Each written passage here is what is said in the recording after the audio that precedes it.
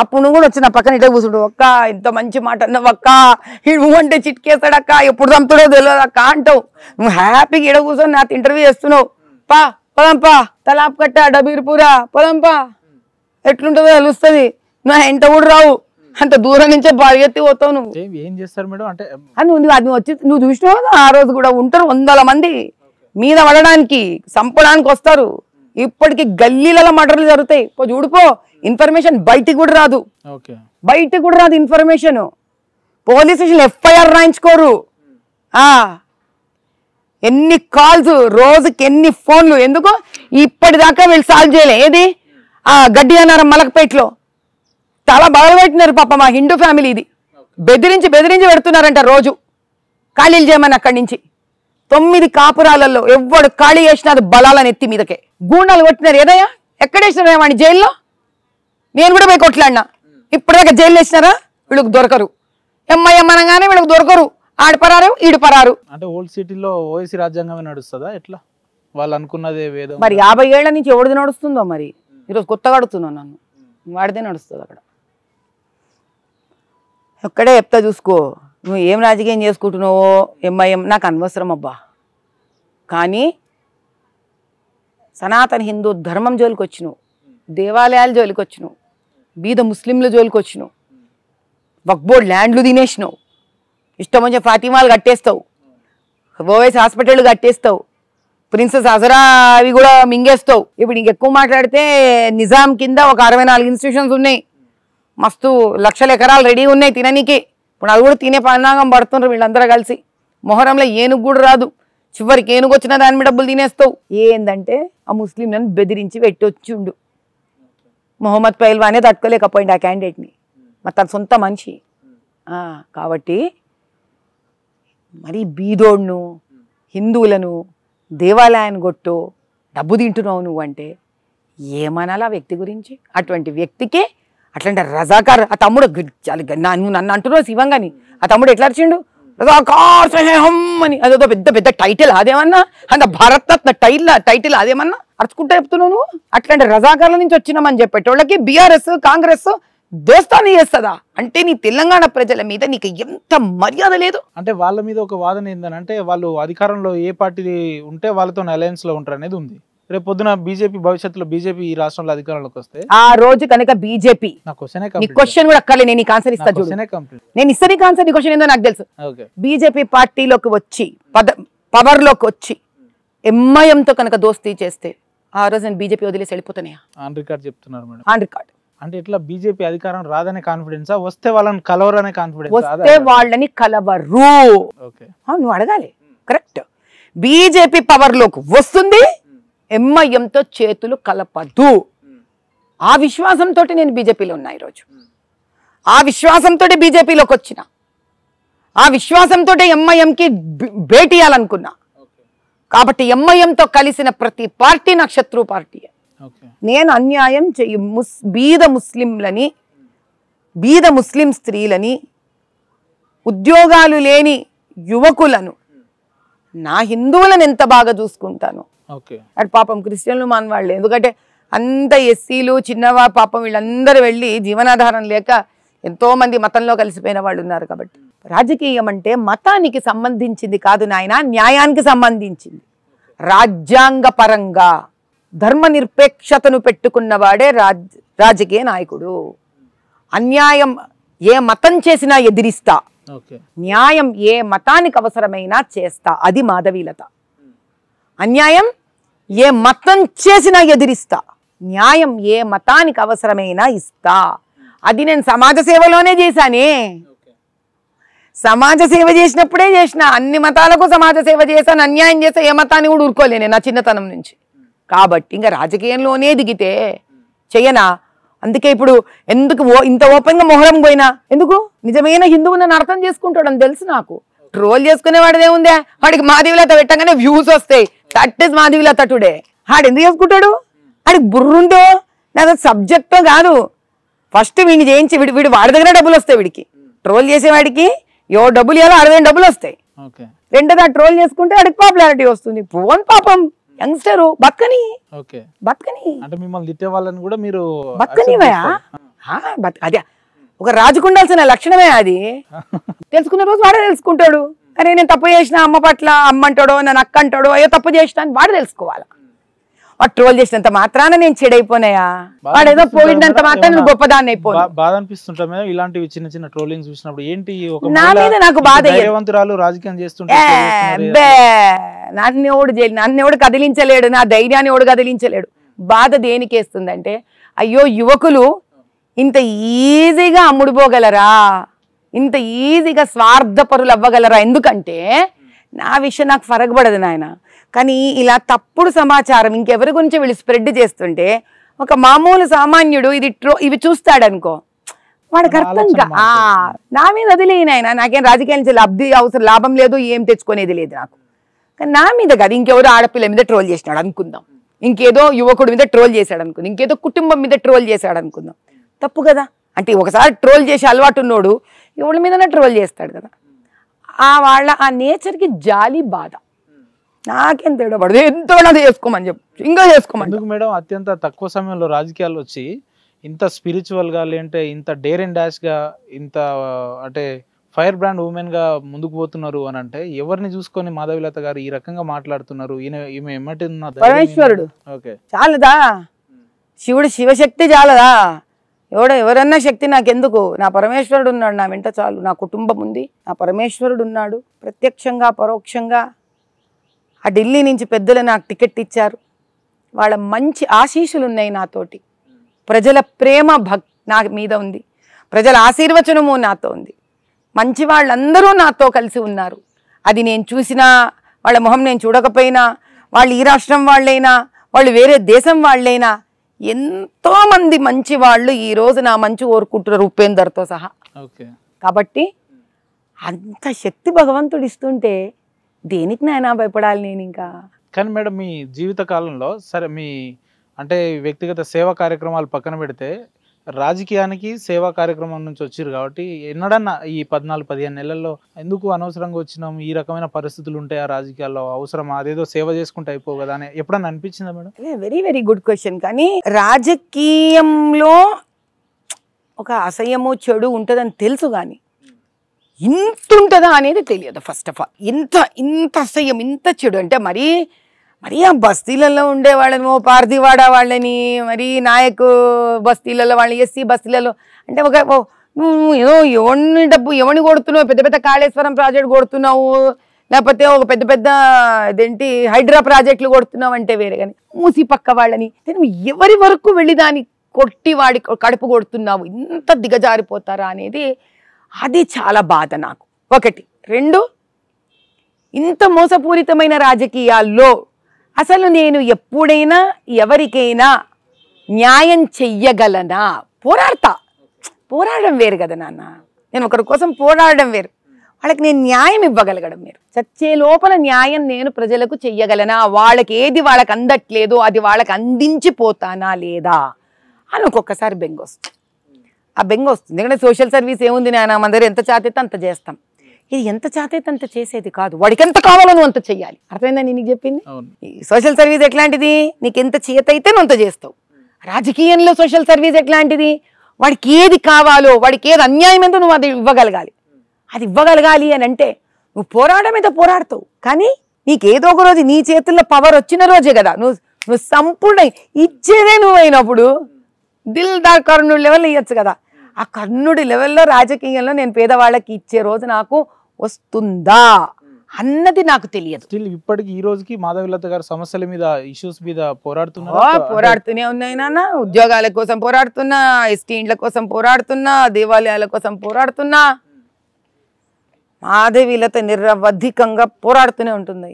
గెలుపు ఓటములు మీ పాత బస్తీ టికెట్ లాగా, గెలుపు ఓటములు మన చేతుల్లో ఎక్కడుందయా? మీరు మమ్మల్ని గెలుపబడండి. ఇంకోటి మేడం మీకు ఒకటి చెప్పాలి వ్యక్తిగతంగా, మీరు ఇక్కడికి వచ్చిన తర్వాత ఈ అట్మాస్ఫియర్ అంతా చూసి నాకు బొట్టు పెట్టుకోబుద్ది అయింది. అంటే రెగ్యులర్ గా పెట్టుకుంటా కానీ ఈ రోజు ఎందుకు అది మిస్ అయింది. ఈ రోజు సండే, మీ భయానికి బొట్టు పెట్టుకున్నా నేను. లక్షణంగా ఉన్నావు, ఎంత బాగున్నావు. ఆ మొహం బొట్టు పెట్టుకుని లక్ష్మి ఇక్కడ వచ్చింది నీ మొహంలో. నేను అట్లనే చూసిన. ఇప్పుడు నేను బొట్టు లేకుండా చూడలే. నేను ఇప్పుడు రావడం హలో చెప్పడం బొట్టుతో చూసిన. ఎట్లా మేడం ఎంపీ ఓడిపోయిన తర్వాత ఎందుకు ఇక మాధవలత పని అయిపోయింది, ఏదో మళ్ళీ ఏదో అవకాశం వస్తే ఎక్కడ నిలబడితే మళ్ళీ అట్లనే ఓడిపోతుంది, పొలిటికల్ గా ఈమె కెరీర్ కొలాప్స్ అనుకునే వాళ్ళకి ఏం చెప్తారు? గెలుపు ఓటమి నా చేతుల్లో లేదయ్యా. ఎందుకంటే ఒక ఎంట్రన్స్ ఎగ్జామ్ రాసే పిల్లవాడికే అరే నువ్వు ఎంత కష్టపడరా, అదృష్టం కూడా ఒకటి ఉండాలి అని అంటాం టక్కుని. అంటారా అన్న ఒక మాట. కానీ అప్పుడు 10th ఎగ్జామ్ రాస్తే కూడా అరే నేను ఫుల్ రాసినరా, కొంచెం అదృష్టంలో పోయిందిరా నాకు ఇది అంటాం. ఇది రాజ్యలక్ష్మి నాయన, అర్థమైందా? కానీ మాధవీలత గెలుపు ఓటముల కోసం పని చెయ్యదు. మాధవీలత ఆఖరి శ్వాస వరకు పేదవాడి న్యాయం కోసం పోరాడుతూ ఉంటుంది. పేదవాళ్ళకు మంచి జరుగుతుంది అంటే మీరు ఎంత దూరం దూరం అన్న పోతాను. ఇప్పుడు ఉదాహరణకు మన హాస్పిటల్ ఉంది మేడం, విరించి హాస్పిటల్. నాలాంటి ఒక పేదోడు వచ్చింది అనుకో, ఒక 2 లక్షలు బిల్ అయింది అనుకో, నాకు ఒక రూపాయి లేదనుకో, చేస్తారా? 0 బిల్ చేసి పంపిస్తారా? ఒక పేదవాడికి చేస్తా. ఎంతమంది పేదవాళ్లకు నేను చేయగలను? ఫస్ట్ సందర్భాలు ఏమైనా ఉన్నాయా అంటే ఏం చెప్తా? చాలా ఉన్నాయి, 1 2 కాదు. నువ్వు హాస్పిటల్కి వెళ్ళు, నేను ఈడనే కూర్చొని ఉంటా. నువ్వు అక్కడి నుంచి ఎన్ని బిల్స్ అంటే మనం అన్ని ట్రాన్స్పరెంట్ బిల్స్ కానీ తెచ్చుకో. లక్షల డిస్కౌంట్లు ఇచ్చినవి ఉన్నాయి నేను. కానీ ఒకటి గుర్తుపెట్టుకో, ఈ పేదవాడికి నేను ఒకటే చెప్తా, మాధవీలత దగ్గరకు వచ్చి నీ దగ్గర రూపాయి లేదు, నువ్వు 2 లక్షలు ఫ్రీగా నన్ను చేయమంటున్నావు. ఇదే పేదవాడిని హాస్పిటల్లో ఉన్న డాక్టర్లందరికీ, హాస్పిటల్ బయట ఉన్న డాక్టర్లందరికీ ఇదే పేదవాడిని ఒకే మాట చెప్తా, విరించేలో డబ్బులు తీసుకోకుండా ఉద్యోగం చేయరా అని చెప్పు నాయన. హౌస్ కీపింగ్ వినప్ప, హౌస్ కీపింగ్ ఉంటారు పాపం. ఇప్పుడు వీళ్ళకి క్లీన్గా ఉండాలి కదా, మరి ప్రైవేట్ హాస్పిటల్ క్లీన్గా ఉండాలని చూస్తారు కదా. ఆ హౌస్ కీపింగ్ అందరికీ కూడా డబ్బులు తీసుకోకుండా మాధవీలత గారి విరించి హాస్పిటల్లో పనిచేయనాయన అని చెప్పమడుగుతా ఈ బీదవాడిని. అదే బీదవాడిని ఇంకోటి ప్రార్థపడతా, నాయన ఈ రెంట్కి కడుతున్నా, ఈ రెంట్ నా దగ్గర తీసుకోండి, రెంట్ తీసుకోకుండా అక్కకు ఫ్రీగా ఈ బిల్డింగ్ చెప్పమంట. ఎలక్ట్రిసిటీ వాడిని ఎలక్ట్రిసిటీ తీసుకోవద్దని చెప్పు, డబ్బులు. నాకేం బాధ. రాజకీయాలకు వచ్చిన అనతి కాలంలో ఇంకో మాట చెప్తా, మాధవీలత గారు ఎవరికి వాక్చాతుర్యం రాత్రి రాదు. రాత్రి నీకేమో పొలిటికల్ సైన్స్ సర్టిఫికేట్ వస్తుందా? అంతే అంతే అంతే, ఏదైనా అంతే. అయితే ఈరోజు రాష్ట్రంలో అందరికన్నా ఎక్కువ ఆరోగ్యశ్రీ చేస్తున్నది ఈ రోజుకి విరించియే. చెక్ చేసుకో, నువ్వు చెక్ చేసుకోబ్బా, నేనెందుకు? నేను ఎవడు ఆపేవాడో లేడు, విరించిలో కూడా ఎవడు ఆపడు. చూసుకోపో, ఆరోగ్యశ్రీ ఈ రోజుకి జరుగుతుంది. అయితే ఈ పేదవాడు నేను కలిసి చేయాల్సిన ఒక ఉద్యమం ఉంది, చెప్పనా? ఈ పేదవాడు అసలు విరించి ఇలాంటి ప్రైవేట్ హాస్పిటల్కి ఎందుకు రావాలి? గవర్నమెంట్ హాస్పిటల్ ఏమైనాయి?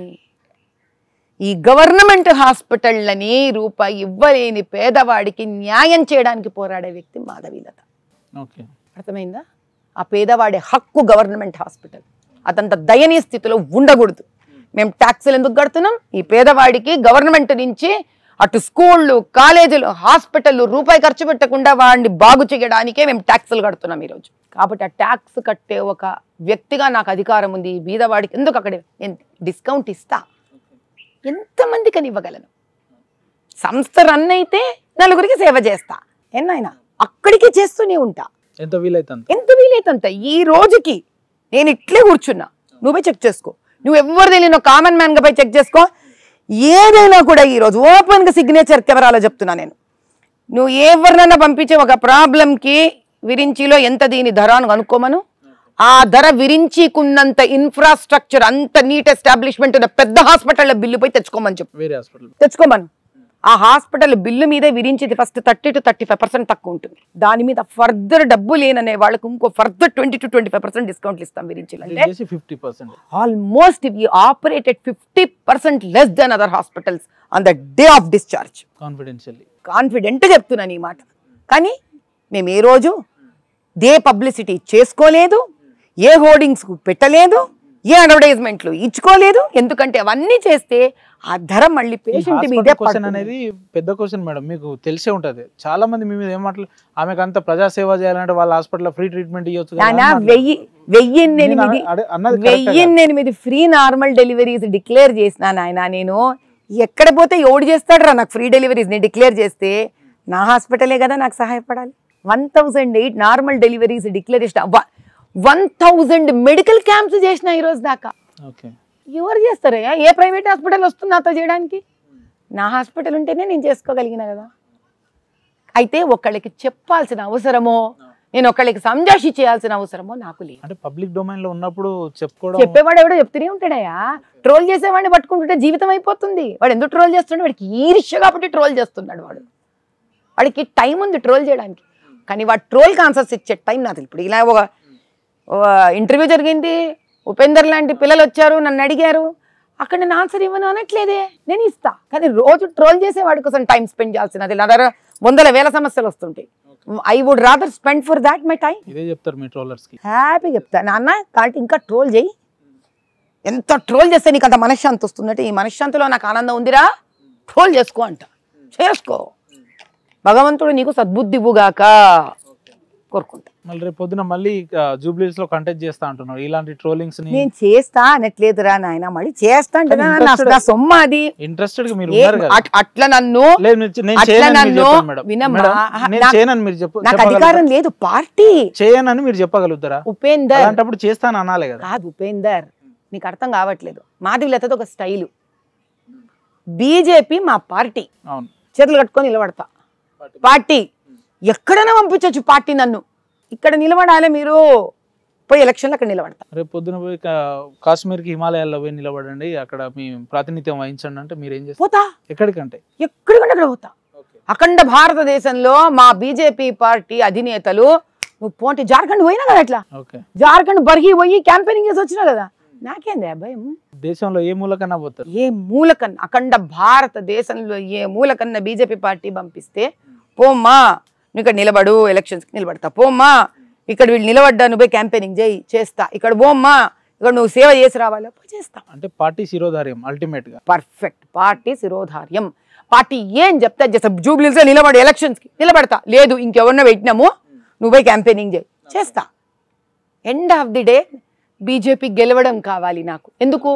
గెలిస్తే బీజేపీ వల్ల ఆ సామాన్యుడికి న్యాయం జరుగుతుంది అన్న ఒక ధైర్యం.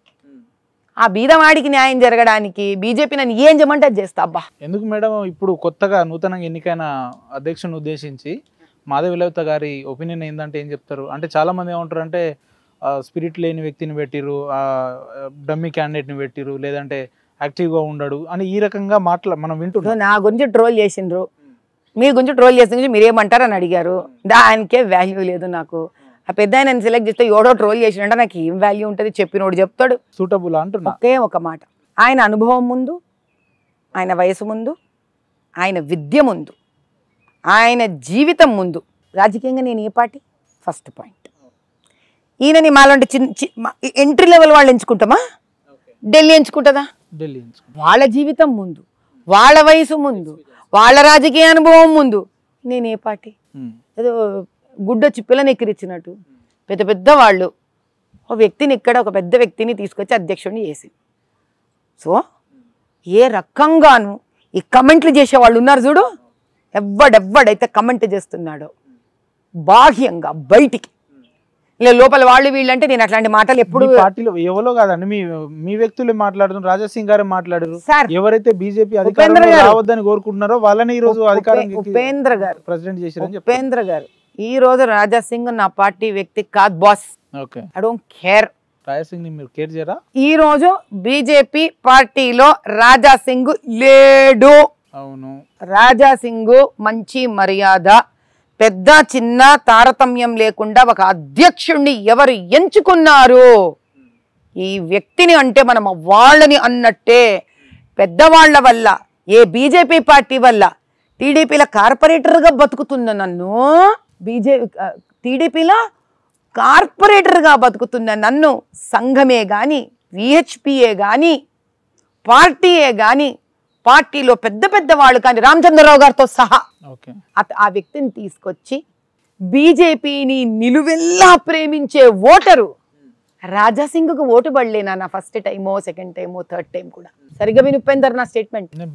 రాజాసింగ్ ఫస్ట్ టైమో, సెకండ్ టైమో, థర్డ్ టైమో రాజాసింగ్ వల్ల ఓటు పడలేదు. బీజేపీ పార్టీని ప్రేమించే ఎంతో మంది ఓటర్ అభిమానుల వల్ల, బీజేపీ కార్యకర్తలు కష్టపడి పనిచేస్తే, అక్కడ హిందూ ధర్మాన్ని సంఘము, విహెచ్పి లాంటి పెద్దవాళ్ళు పోషిస్తే బీజేపీ పార్టీ అండదండలు ఉంటే అంతేగాని రాయసింగ్ గొప్పతనం ఏం లేదంట. దానికి ఉపేందర్కి ఒక నేను ఆన్సర్ ఇవ్వనా? ఉపేందర్ అన్ని అది చూసినా ఇది చూసినా ఈ హోంవర్క్ చేసుకొచ్చిన అంటాడు కదా. 2023 Raja Singh state elections votes versus non cooperative అంటే ఏమాత్రం సహాయం చెయ్యకుండా మొగోళ్ళు తక్కువైనారా అన్న సభ్యకరమైన మాటలు మాట్లాడుతూ గోషామహల్ కి ఓల్డ్ సిటీకి ఇన్ఛార్జ్ గా ఎలక్షన్స్ కి వేసినా కూడా 2024లో శ్రీమతి మాధవీలత అనే బీజేపీ ఎంపీ అభ్యర్థికి సహాయపడకపోగా ఆ స్త్రీ రాజాసింగ్ గారి ఇంటికి 3 సార్లు వెళ్ళినా కూడా అతని భార్యతో ప్రాధేయపడినా కూడా ఆమెకి వచ్చి పని చెయ్యకుండా వ్యతిరేకతతో నిలబడిన రాజాసింగ్ కన్నా 2024లో మాధవీలతకి ఎన్ని ఓట్స్ వచ్చాయి? కరెక్ట్ మాట్లాడు. మీరు ఇందాక ఏమన్నారు, గెలిచిన 3 సార్లు కూడా ఆయన వ్యక్తిగతంగా గెలవలేదు, పార్టీ బలంతో గెలిచినారు. మీకు పార్టీ బలం ఉంటే రాయసింగ్ గారి దగ్గర పోవాల్సిన అవసరం మీకేముంటది మేడం? ఎందుకు పోయారు మీరు? ఎందుకంటే ఆయన ఎలక్షన్ ఇన్ఛార్జ్ గా పెట్టారు కాబట్టి అది మా ధర్మ. It's a protocol and process organizational. మీరు వెళ్ళడం వరకు మీ బాధ్యత, కానీ ఆయన సపోర్ట్ ఇవ్వకపోవడం వల్ల నేను ఓడిపోయినా అనడం కరెక్ట్ కాదు కదా. నేను 3 సార్లు పోయినా నాకు సపోర్ట్ చేయలేదు అంటే ఇన్ ద సెన్స్ వాట్ ఏమన్నట్టు? నువ్వు కొత్త సెన్సులు నువ్వు తెచ్చేసుకుంటే నేనేం చేస్తా? నువ్వు కొత్త భాష నువ్వు తయారు చేసుకుంటున్నావు. అది ఉపేందరే అక్కడే ఉపేందర్ కూర్చో, ఇక్కడ మళ్ళీ ఇక్కడ నువ్వు వచ్చి కూర్చో. నా స్టేట్మెంట్ నువ్వేట చెప్తావు? నేను ఓటమనే మాట ఎక్కడ అడినా? నేను చెప్పింది ఒకటి, నువ్వు మాట్లాడేది ఒకటి. సపోర్ట్ లేదు అని అంటే దాన్ని ఏ రకంగా అర్థం చేసుకోవాలో చెప్పండి. సరే మళ్ళీ నీకు ఎక్స్ప్లెయిన్ చేస్తా. వద్దు మేడం. నాకని మరి నువ్వు తప్పుగా ఏది మాట్లాడామో ఇదే ట్రోల్ చేసుకుంటావు రేపొద్దున్న. మరి నేనేం చేయాలా? నేనేమంటున్నా, 3 సార్లు గెలిచిన రాజాసింగ్ కి 2023 ఎమ్మెల్యే ఎలక్షన్స్ లో ఎన్ని ఓట్స్ వచ్చినాయి? 0.1. మాధవీలతకు సపోర్ట్ చెయ్యకపోగా 3 సార్లు వెళ్ళినా సపోర్ట్ చెయ్యనని చెప్పి అమర్యాద పూర్వకంగా ఇంటర్వ్యూలు ఇస్తూ ఈ వ్యక్తి ఓడిపోతుందని కూడా గుజరాత్ లో కూర్చొని ఇంటర్వ్యూ ఇచ్చిన వ్యక్తి అంటే ఏంటి? రాజాసింగ్ నాకు సపోర్ట్ చేయలేదని క్లారిటీ ఉందా లేదా? రాజాసింగ్ సపోర్ట్ నాకు చేయకపోయినా 2024లో ఓన్లీ గోషామహల్ ఓట్స్ రాజాసింగ్ కన్నా చాలా అత్యధికంగా వచ్చినాయి నాకు. కాబట్టి రాజాసింగో మాధవీలతనో గ్రేట్ కాదు, బీజేపీ పార్టీ దాని కార్యకర్తలు దాని మీద అభిమానం ఉండి వేసిన ఓటరు గొప్ప అని చెప్తున్నా మీకు. నేను ఎప్పటికైనా గోషామహల్ బీజేపీదే గానీ రాజాసింగ్ కాదంట 100%. ఒకవేళ కనుక మొదటి నుంచే మీ ఇద్దరి మధ్యలో ఏదో పచ్చగడ్డేస్తే బగ్గుమనేటట్టు అసలు నేను ఎప్పుడే మొట్టమొదటిసారి మాట్లాడుతున్నాను. ఎందుకంటే నా పార్టీలో లేనప్పుడు నాకు విధేయత లేదు అతని వ్యక్తి పట్ల. ఈ రోజు దాకా నేను ఎప్పుడు కూడా నో మళ్ళీ అదే మాట్లాడతా ఉపేందర్ తోటి 1 లైన్ ది. నేను రాజాసింగ్ మీద మీరు ఎప్పుడు మాట్లాడలేదు. మరి అయిపోయి కదబ్బా. ఆయన మిమ్మల్ని ఎందుకు వ్యతిరేకిస్తారు? అది నాకెట తెలుస్తుంది? ఎట్లా చెప్తున్నావు తెలుసా? ఉపేందర్కి ఇప్పుడు ఆకలి వేస్తుందమ్మా. చెప్పేందుకు ఆకలి వేస్తుంది ఉపేందర్కి అంటే అది ఉపేందర్ చెప్తాడా? ఉపేందర్కి ఆకలి మాధవీలత చెప్తుందా? నిప్పులేందే పొగరాదు అని అంటారు కదా. నిప్పు లేనిదే పొగ రాదు కదా. అది నిప్పునో పొగనో అడగాలి కానీ చూసినోడు ఎట్లా అడుగుతాను? నేను చూస్తున్నా ఇట్లా. ఇప్పుడు నేను చూస్తున్నా, నువ్వు ఎంత పొగ చూస్తున్నావు, నేను ఎంత పొగ చూస్తున్నా. అబ్బా పోయి నిప్పుడు అడుగు. చూసేవాళ్ళు నన్ను అడితే నేనేం చెప్తా? భలే ఉన్న ఉపేందర్. ఇంట్రెస్ట్ ఎక్కువ పెట్టినట్టున్నారు ఇప్పుడు గోషామహల్ మీద రాజీనామా చేసిన తర్వాత. ఎవరు ఎక్కువ పెట్టిండ్రు? మీరు అంటున్నా. అంటే నేను కార్వాన్ పోయింది కనిపించదు నీకు, బహదూర్పుర పోయింది కనిపించదు నీకు, చార్నార్ పోయింది కనిపించదు నీకు, మొన్న ఏదేమంటే గడ్డి అన్నారు మలకవేడి పోయింది కనిపించదు నీకు, ఫలక్నుమా పోయింది కనిపించదు నీకు. ఓహా కానీ మాసం వస్తుంది. నిజంగా భలే ఆడుకుంటారు. ఇప్పుడు పోతున్నాయా? ఇప్పుడు మీరు అందరూ అంటున్నారు అందుకన్నా పోతా. నేను 7 కాన్స్టిట్యుయెన్సీస్ ఎమ్మెల్యే కాన్స్టిట్యుయెన్సీస్ నావి బీజేపీ పార్టీ తరఫున అన్ని కాన్స్టిట్యుయెన్సీస్ పోతా. అట్లా గోషామహల్ కూడా పోతా నేను. ఇన్ఫాక్ట్ ఈ రోజు దాకా ఉపేందర్ నీకు ఒక మంచి పాయింట్ చెప్తా, ఇప్పుడు ఎవరికి చెప్పలే. అదృష్టం. ఈ రోజు దాకా నేను గోషామహల్ అన్నిటికన్నా తక్కువ పోయినా, నన్ను రానిలేదు అక్కడికి. ఈ రోజు ఓపెన్ చెప్తున్నా, ఇప్పుడు పోతా. నన్ను రానిలే, నన్ను ఆఫీస్ ఓపెన్ చేయనిలే. అంటే అక్కడ ఘర్షణలు ప్రేరేపించడానికి పోతారు. ఎందుకు ఇన్ని రోజులు పోలే అని మీరే అన్నారు, ఇప్పుడు పోవాల్సినంత అవసరం మీకు? నన్ను ఆపేసిండ్రు అక్కడ. బీజేపీ పార్టీ నుంచి ఉన్నాడు కాబట్టి ఆ వ్యక్తి నన్ను ఆఫీస్ ఓపెన్ చేయనిచ్చేవాళ్ళు కాదు. ఎంత రిక్వెస్ట్ చేస్తే కూడా ఆఫీస్ స్పేస్ ఇచ్చేవాళ్ళు కాదు, నాకు నన్ను బోనిచ్చేవాళ్ళు కాదు. ఇంక ఇప్పుడు నా పార్టీ వ్యక్తే కాదు, ఓపెన్ గా ఉన్నది. ఇప్పుడు ఏమైనా ఆపితే ఓపెన్ గా చెప్తా. ఇన్ని రోజులు ఎందుకు చెప్పలే అతని మీద? ఇన్ని రోజులు పోలే అన్నారు కదా మేడం. రేపు పొద్దున మీరు ఏంటంటే రేపు పొద్దున ఎందుకు పోతాయి? నేను 100 ఎంగై కొట్టినా నేను పోతానే. రేపు ఇన్ ద సెన్స్ అదే వారానికో 10 రోజులకో వెళ్తారు కదా. ఎందుకు మొన్న పోయినా కదా, గురు పూర్ణిమకి వెళ్ళినా కదా, ఇందిరానగర్కి వెళ్ళినా. అక్కడ దంగలు చేసే వాళ్ళకి, లంబాడీ వాళ్ళకి, సోన్కార్ వాళ్ళకి గురువందన చేసుకుని వచ్చినాను. ఏమో రాయలసీమకి బీజేపీకి సంబంధం లేదంటున్నారు. ఓకే, బాగుంది. అంటే నడ్డా గారు లెటర్ పంపించినా కూడా సంబంధం ఉందని చెప్పరా నేను? కరెక్ట్, దాన్ని యాక్సెప్ట్ చేస్తారు. కానీ కొంతమంది బీజేపీ కార్యకర్తలు రాయలసీమ లేకపోతే అసలు హైందత్వం లేదు, తన భుజాల మీద మోసుకుంటాడు. చూడు, కార్యకర్తలకి ఒక అభిమానం ఉంటది నాయన. మూడు టర్మ్స్ నుంచి పనిచేస్తున్నారు కదా, కార్యకర్త వేరు, వాళ్ళ ఇష్టం. ఒక వాళ్ళకి అభిమానం, వాళ్ళ అభిమానం. ఇప్పుడు ఒక వ్యక్తితో కలిసి పనిచేసినప్పుడు వాళ్ళకి ఒక అభిమానం ఉంటుంది కదా, వాళ్ళకంటూ ఒక టీము గ్యాంగ్ ఉంటుంది కదా. నేను పార్టీకి విధేయురాలి. ఈ రోజు ఒక పార్టీకి నేను విధేయురాలి కాబట్టి, పార్టీ ముందు తల వంచుతాను కాబట్టి, రాజాసింగ్ నన్ను ఆ గోషామయంలో రానికుండా సైలెంట్గా ఎంత ఇబ్బంది పెట్టినా నేను మాట మాట్లాడకుండా నోరు మూసుకొని కూర్చున్నా. అది నా పద్ధతి. ఇప్పుడు ఉండాల్సిన అవసరం నాకు లేదు, పార్టీ పరంగానే లేదు. అర్థమైందా బాబు? పార్టీ పరంగానే నాకు లేదు. ఈరోజు పార్టీని గౌరవించి సైలెంట్గా ఉన్నా. ఎందుకు? నా స్టైల్ అది, నేను బయట మాట్లాడను. రాజసింగ్ గారు, నేను ఎవరు రావడానికి ఇక్కడ రావద్దు అని అనుకున్నాను, అడ్డు చెప్పే ప్రయత్నం చేస్తే ఎట్లా? మీకు ఉపేందర్ని పిలిచి మళ్ళీ ఇంటర్వ్యూ ఇస్తాను. ఏదో ఈ ప్లేస్ లో ఇక్కడ నాకు అడ్డుపడుతున్నాడని ఉపేందర్ని పిలిచి ప్రూఫ్ ఇచ్చి నేను ఇంటర్వ్యూ ఇస్తా. నాకేం భయపడరు మీరు? ఎప్పుడు అనిపించలేదా మేడం, బాగా బాగా థ్రెటనింగ్ లో ఉన్నాం, మనం ఇబ్బందులలో ఉన్నాం, సరే ఎంఐఎం వాళ్ళతో పెట్టుకున్నాం? నా పరిస్థితి అట్లుంటే ఎంతమంది హిందువులు ఇండ్లు కట్టుకొని బతుకుతున్నారు కదా నాన్న, వాడికి ఇంకెంత థ్రెట్ ఉంటుండొచ్చు. నేను వాడి నాయకురాలను ఎట్లెత్తనయ్యా? వాడి థ్రెట్కి సరిసమానమైన థ్రెట్ నేను తీసుకోలేకపోతే వాడు పడే థ్రెట్ నాకు ఎట్లా అర్థం కావాల? ఆ బాధ నాకు ఎట్లా అర్థం కావాలి? అర్థమైందా? నా ఓటర్ పడే బాధ వీలైనంత ఎంత ఉందో నేను కూడా ధైర్యంగా ఎదిరించాలి వాళ్ళ కోసం. ఆ బాధ నేను ఏందో చూడాలి. దానికోసం ఎంత దూరం అని వెళ్తారు? ఎంత దూరం అన్న డ్రాప్ అవుట్ లేకుండా? ఇప్పటిదాకైతే పోయినా ఎక్కడైనా వెనక్కి తిరిగినట్టు అనిపించిందా నీకు? ఇప్పటివరకు అయితే లేదు. అంతే. ఇంటర్వ్యూ ఎవరు హోస్ట్ ఎవరు గెస్ట్ అనేది మీరు నన్ను ఇంటర్వ్యూ చేస్తున్నారు, నేను మిమ్మల్ని ఇంటర్వ్యూ చేస్తున్నాను, ఆడియన్స్ కి అర్థమైతే లేదు మొదటి నుంచి. ఇంతసేపు అని ఇప్పుడు నవీరు మేడం, మీరు ఎంత వైల్డ్ ఫైర్ లెక్క ఉన్నారు మీరు. అసలు రెగ్యులర్ రోజు ఇట్లానే ఉంటారా మేడం? ఎలాంటి పరిస్థితులైనా ఇలానే అధిగమిస్తారా? నాకు వచ్చే సమస్యను, నా కనుక బీదవాడి కంట్ల నీళ్లు కనిపించినా, వాడు బాధ కనిపించినా నేను చాలా ఫైర్ అయిపోతా.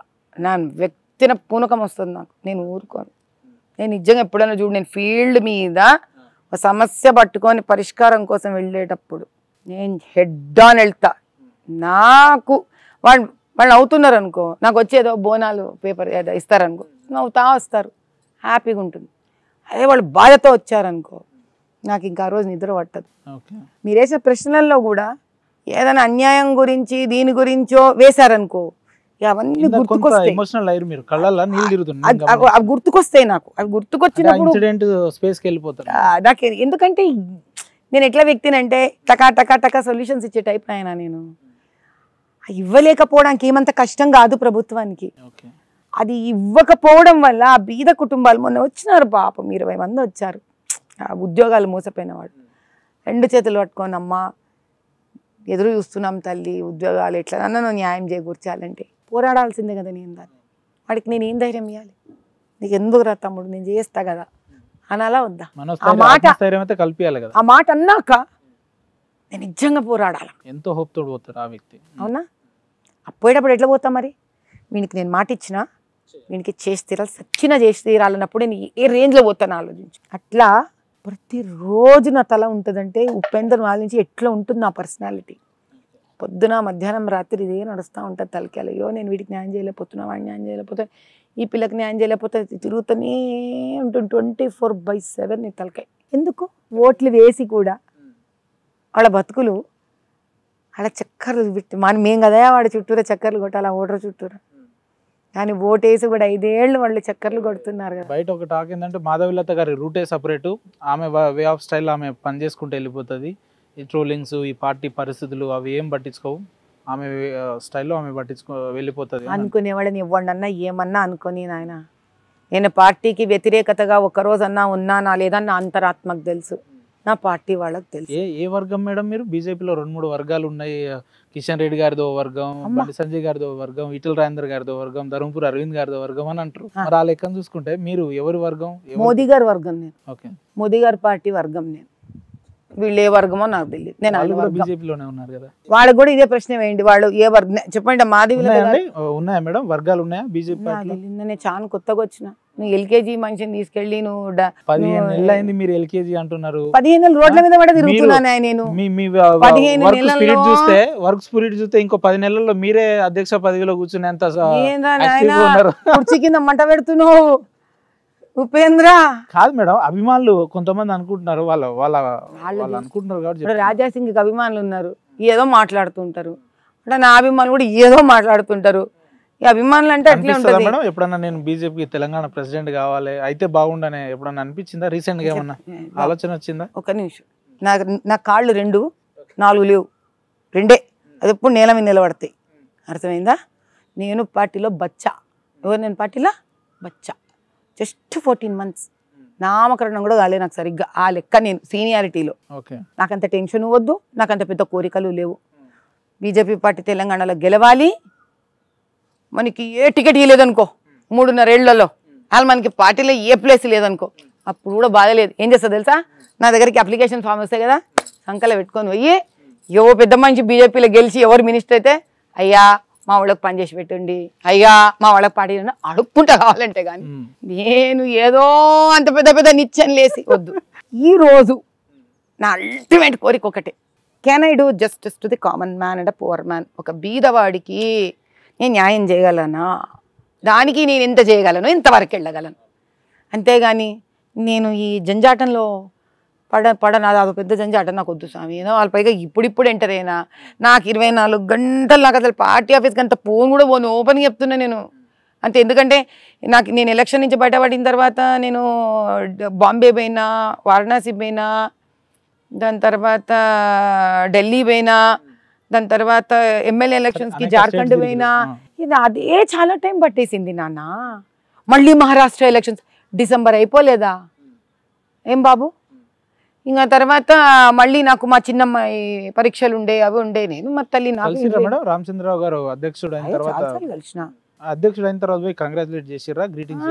మాకు ఏదో చిన్న సభ కూడా జరిగిందిలే మన పుష్పగిరి స్వామి వారి దగ్గర, అక్కడ కూడా వెళ్ళాను, ఆయనని కంగ్రాచులేట్ చేసిన. మీకు ఎవరితో ఎలాంటి భేదాలు లేవు పార్టీ పరంగా కానీ వ్యక్తుల పరంగా కానీ? అంత సీనియర్స్, పెద్ద పెద్ద సీనియర్లు వాళ్ళందరూ, నాకు అందరితో మంచి అనుబంధాలు ఉన్నాయి. ఒక రాయసింగ్ గారితో తప్ప ఆ అబ్బాయితో కూడా లేదు నాకు.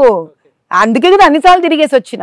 కానీ ఒక పరివారం అన్నాక ఏదో ఉంటాయి, మనస్పర్ధలు ఉంటాయి, ఏదో ఒక ప్రాబ్లం ఉంటాయి. పోండి, మీరు లోపల కొట్టుకోండి, ఏమన్నా చేయండి. మీరు రాజాసింగ్ గారు మీరు వెళ్ళండి, మీరు ఎవరితోనన్నా గొడవ పడండి, ఢిల్లీ పోండి, కూర్చొని బాధలు పడండి, బహిర్గతం చేయకూడదు. ఇప్పుడు మన ఇంట్లో విషయం, మా ఇంటిని విషయం బహిర్గతం చేస్తానా, నీది మీ ఇంట్లో మీరు అలా చేస్తావా నాయన? అది నమ్మే కదా మనం ఒక పార్టీలోకి వస్తాం. పార్టీలో వచ్చే రోజు ఏ స్పిరిట్తో వస్తాం? కొన్ని ఏమైనా అన్యాయమైనావా? కాదు కదా నాయన. 3 సార్లు గెలిస్తేవి, ఒక కార్పొరేటర్ నుంచి ఈ స్థాయికి వచ్చినావు. సరే, అవకాశాలు ఈ రోజు కాకపోతే రేపు చేయాలమ్మా. నువ్వు ఎవరిని నమ్ముతున్నావు అధిష్టానంలో పైన ఢిల్లీలో, నమ్మి వెయిట్ చేయాలి. వెయిట్. నాకు పెద్దలు అదే ఎప్పటి వరకు నీకు నచ్చలేదు హుందాగా విత్డ్రా అయిపోవాలి. ఇప్పుడు ఆయన అదే కదా తిట్టకూడదు. వీనికి చేత కాదు, మొగోళ్ళు లేరా, గాజులు వేసుకున్నారా, ఎందుకమ్మా ఆ నోరు ఎందుకంత అసహ్యంగా ప్రలాపన ఎందుకు? అది మిగిలిపోతుంది కదా. మీకో దండం, మీ పార్టీకో దండం నాయన. ఆ 2 సెంటెన్సెస్ ఓకే అబ్బా. అదే కాదు, చేత కాని వాళ్ళకి ఇచ్చిండ్రు, నా ఎలక్షన్స్ అప్పుడేమో మొగోళ్ళు తక్కువ. You shouldn't be commenting. ఎవరి మీద కమెంట్ చేస్తున్నాం? పెద్దవాళ్ళ మీద కమెంట్ చేస్తున్నాం, తప్పు కదా. ఈ రోజు మన స్థాయి నాయన, మనం మళ్ళీ చెప్తాను, ఇది ఎంతో మంది చెప్పిన, మళ్ళీ ఇదే ఎగ్జాంపుల్ మీకు కూడా ఇస్తా. పార్టీ అనేది ఒక అఖండం లాంటిది. మేము ఒక చిన్న దీపం లాంటి వాళ్ళం. ఎప్పుడైతే దీపం అఖండంతో కలుస్తుందో అఖండంలో పెద్ద తేడా పడదు, కానీ మేము అఖండం అయిపోయినట్టుగా మాకు ఫీలింగ్ వస్తుంది. కానీ అదే అఖండం అంటే పార్టీ అనే ఒక అఖండం నుంచి దీపం పక్కకు జరిగితే అఖండంలో ఆ రోజు తేడా పడదు, ఈ చిన్న దీపమే మిగిలిపోతుంది. పార్టీ మమ్మల్ని తయారు చేస్తుంది, మేము పార్టీని తయారు చేయం. పార్టీ ఒక వ్యక్తి కాదు, పార్టీ ఒక సమూహం, వ్యవస్థ. ఏనా ఇంతెందుకు? నేనెంత, నా యోగ్యత ఎంత, నేను ఎంత గొప్ప వ్యక్తినైనా నాకు నేను అనుకోవచ్చు, డబ్బు కొట్టుకోవచ్చు. సంవత్సరం ముందు నేనెవరో నీకు తెలుసా? ఎప్పుడైనా ఉపేందర్ వచ్చిండా నా ఇంటర్వ్యూ కోసం? రాలే కదమ్మా. బీజేపీ అనే ఒక పార్టీ నాకు ఇక్కడ స్టాంప్ వేస్తే కదా నా కేపబిలిటీ నేను చూపించుకున్న ప్రజలకి. అందుకు కదా ఈరోజు నువ్వు వచ్చినావు. కాబట్టి ఈరోజు ఈ మాధవీలతకి ఏదైతే పాపులరో, ప్రసిద్ధి చెందిందో, ఆ ఘనత ఆ గొప్పతనం పార్టీ. పార్టీ. చాలా గొప్పగా చెప్తున్నారు పార్టీ గురించి. ఏ పార్టీ వ్యక్తిని ఆ పార్టీ గురించి అట్లనే అనుకోవాలా, కాంగ్రెస్ వాళ్ళనే కాంగ్రెస్ గురించి అట్లే అనుకోవాలా, బీఆర్ఎస్ వాళ్ళనే బీఆర్ఎస్ గురించి అదే అనుకోవాలా. బేసిక్ అది. అది బేసిక్. పార్టీ పట్ల నీకు ఉండాల్సిన గౌరవం అది. నువ్వు ఎవరు, నువ్వు మట్టిలో మాణిక్యం ఉండొచ్చబ్బా, మాణిక్యాన్ని బయటికి తీసి దాన్ని పాలిష్ పెట్టి చూడ మాణిక్యం మీద గొప్పగా ఉంది అనే ఒక కంసాలి వ్యక్తో, ఓకే. ఆ జమజాలజిస్ట్ ఉంటాడు చూడు, అది పార్టీ. నేనెవ్వరు కాదు, నాకు నచ్చలేదనుకో, చాలా హుందాగా అయినా నాకు చేతనే ఇంత సేవ చేసినాను, నాకు ఇంకా నా ఆలోచనలు మీ ఆలోచనలు వర్కౌట్ కావట్లేదు, దయచేసి నన్ను రిలీవ్ చేయండి. ఎంత హుందాతనం చెప్పండి అది. ఎవడు ఆపుతాడ? ఒక స్వేచ్ఛని కూడా ఎవరు ఆపగలిగినరు? హుందాగా వెళ్ళిపోవాలి. బయట బాకి లోపల ఇప్పుడు మా కుటుంబంలో అన్నదమ్ములు అందరూ కొట్టుకుంటాయి, ఇంట్లో ఓడగొట్టుకోవట్లే, కొట్టుకో, హక్కు అందరికి ఉంది పార్టీలో. బయటకు వచ్చి బాహ్యంగా పడకూడదు. ఇది నా ప్రిన్సిపల్. నేను ఇట్లా ఉండే వ్యక్తి. ఏం చెప్తారు మేడం ఫైనల్ గా పార్టీ గురించి? ఇంత బాగా చాలా అద్భుతంగా చెప్పారు. But when it comes to కార్యకర్తల గురించి చెప్పాలి అని అంటే మాధవీలత గారి మాటలో చివరికి ఏం చెప్తారు? ధైర్యంగా పనిచేయండి, సంతోషంగా పనిచేయండి, మంచి ఉత్సాహంతో పనిచేయండి. రాబోయే కాలంలో ఈ తెలంగాణ రాష్ట్రంలో పవర్లో నిలబడేది బీజేపీ. ఇంతకాలం కష్టపడ్డారు నాయన, ఇప్పుడు ఇంకా అలిసిపోకండి. నమ్మకం ఉందా మేడం భవిష్యత్తు బీజేపీ? ఖచ్చితంగా బీజేపీదే. దయచేసి ప్రతి బీజేపీ కార్యకర్తకు నేను తల వంచి విన్నపం చేసేది ఒకటే, ఓటర్ల దగ్గరికి వెళ్ళండి, వాళ్ళ ఇబ్బందులను కాస్త తెలుసుకోండి. మీరు ఏ ఏరియాలో ఉన్నారో వెళ్ళండి. వాళ్ళకి ఏదో జిహెచ్ఎంసీలో ఇబ్బందులు ఉంటాయో, అక్కడ రోడ్లో వాటరో డ్రైనేజో చిన్నవి ఉంటే వెళ్ళి వాళ్ళని పలకరించండి దయచేసి. ఎందుకంటే వాళ్ళే మన దేవుళ్ళు, వాళ్ళని గౌరవించడం మనం అందరం నేర్చుకోవాలా. వాళ్ళ కష్టాలలో చేయూతనివ్వడం కార్యకర్తలుగా. నేను కార్యకర్తనే, మీరు కార్యకర్తనే. కాబట్టి ఎక్కడైనా మీకు ఏదైనా సహాయం కావాలంటే ఈ మాధవమ్మ, ఆ అమ్మ కానీ అక్క కానీ మీకు నిలబడి ఈ పని చేయించగలుగుతుంది. ఈ 100 ఓటర్లు 10 ఓటర్లు అక్క వీళ్ళకి ప్రాబ్లం ఉంది, నేను ట్రై చేసినా అయితే లేదు, నీ హెల్ప్ కావాలంటే నేను వస్తా. ఓటర్ కోసం మీకు ధైర్యాన్ని ఇవ్వడానికి, మీ పని జరిపించడానికి నేను వస్తా. కానీ దయచేసి మనం ఓటర్ విధేయులుగా ఉండాలి. Right madam, thank you so much. అనేకమైన అంశాల్లో సుదీర్ఘంగా మాట్లాడి వివరించే ప్రయత్నం చేసినందుకు. ఇంత దాదాపు 2 గంటల సమయం అయింది మన ఇద్దరు. ఓకే, సో ఎట్లా అనిపించింది మేడం? ఇన్పుట్ ఏం చెప్తారు ఇంటర్వ్యూ గురించి? అంటే ఏం చెప్తారు? బాగుంది, ఉపేందర్ మంచి బాలుడు. నేను టపా ఎట్లన్నా కూడా చక్కటి చిరునవ్వుతోటి, చాలా శాంతమైన మనసుతోటి, మా అమ్మ చెప్తాను కదా టైప్లో, let us understand, let us know అని కూర్చున్నావు నాన్న. For understanding. You are a very good interviewer. Thank you. Please take care ma'am. Thank you. Thanks నాన్న.